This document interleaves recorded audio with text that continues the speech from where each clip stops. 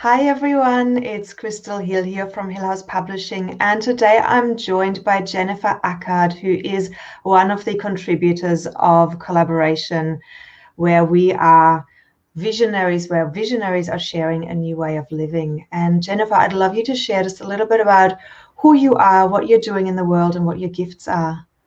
Thank you, Crystal, for having me. It's a beautiful gift to be here and to be able to share and to collaborate already in this setup. So I'm an embodiment and transformation coach, and I primarily work with women to help them really tap intimately to their body wisdom. So really connecting deeply to their bodies first, and then to really, really rest in their authentic self.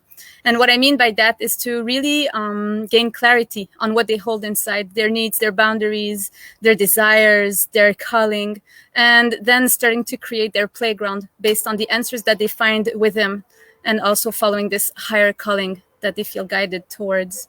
So it's a transformation system, but I call myself embodiment and transformation coach. And I work either privately or in group setups.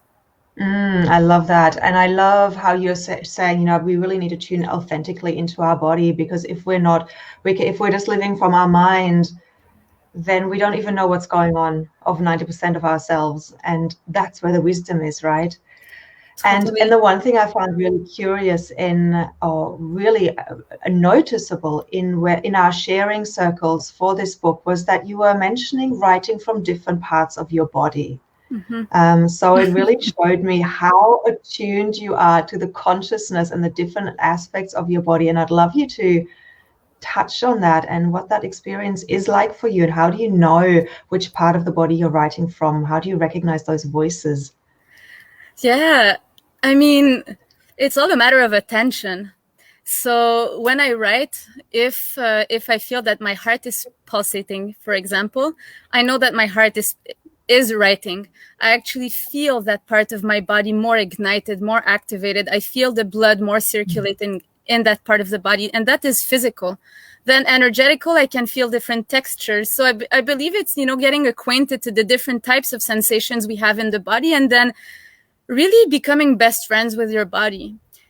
For me, it's the key to self-love and to be able to collaborate. And that's what I share also in the chapter, is that it all starts within. So if there's a part of our body that wants to speak, we have two choices. Either we shut it down and we don't listen to it, but then it becomes angry and repressed, and then it has a payback.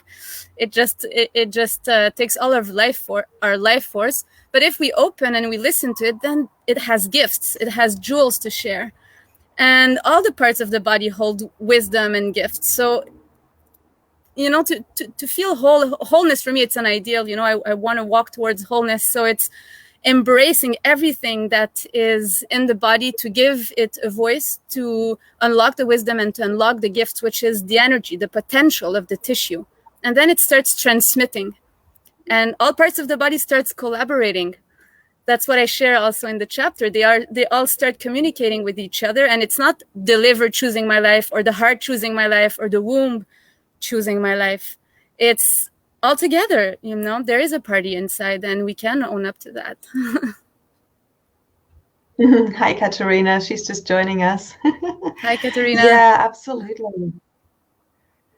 I feel like that's such an important part for us to become more aware of, because we can live our lives and it's fine, but really we're losing out on so much, and we're not fully collaborating. We're not fully who we are. We're not accessing the full potential if we're not connecting with the body and its wisdom. So I think your work is incredibly important to tap into, especially as we're moving into a more holistic way of living, a more holistic world. Yes, and it's also, being in the body like this really bring things into reality. So we drop from dream and ideal to reality, to embodiment. And especially with collaboration, there's a lot of ideals around collaboration. But when we really are in reality, collaboration is work too. It really asks for us to to own up to our inner reality, to what is authentic to us, so we can actually have a proper communication with people, and set our boundaries, and ask for what we need, and share our vision from a grounded place. All of this needs to be communicated. Then we can meet. We meet the other as we have met ourselves inside, then we meet the other and we come from that intimate space. And that's, for me, that's when I find the most harmony in whatever collaboration. And it's a work in progress. It's work in progress. Yeah, after all, we are human and we experience separation in such a real and tangible way. And to come together in collaboration and harmony is definitely work in progress. I want to shift gear and ask you about your chapter. How was it writing this chapter? Was there transformation? Was there deepening? What was it like for you writing this chapter? It was a journey, Crystal. I was not expecting that at all. I swear, I was like, it's going to take me 3 hours. I love writing, you know, so I was like, it's going to go in a flow, but it was not the case. But I loved the experience, because what it made me realize is that as I was tapping into the intention of the book, which is collaboration and visionaries sharing a new way of living, life was presenting me obstacles and opportunities of owning up to the message that I was about to write and walking my talk. So as I was writing, I was also checking my life, if I was in alignment with what was being channeled through this body too. So, and a lot of things aligned during this writing period. It's like a lot more collaboration is in my life, a lot more relationships and aligned relationships and things that I was not even thinking about, but that are authentic in this moment. So I bowed and I surrendered and I welcomed, and I'm like, okay, this is what I need to go through right now and live in order to walk this path of collaboration. Then yes, I do that. So the writing was also a transformation journey, definitely. I have a very similar experience. Every single book that kind of comes to me is asking me to embody that theme in an even deeper level, and things come up in my life exactly how you've expressed just then. It's fascinating. And yeah, as visionaries and as embodiment coaches, or as people who walk their talk, we really, this is the work, right? And then yes, it does take a little bit longer, but what we come out with is a more shiny diamond, is a more aligned, a more aligned way of being, so that we can serve our clients in a deeper way, I feel. In a true way, yeah. Instead of, in a true way, because what we have integrated in ourselves and in our body then transmits naturally. There's not as much effort as having to, you know, speak about something, but rather we have embodied something that is going to be felt from whoever receives that.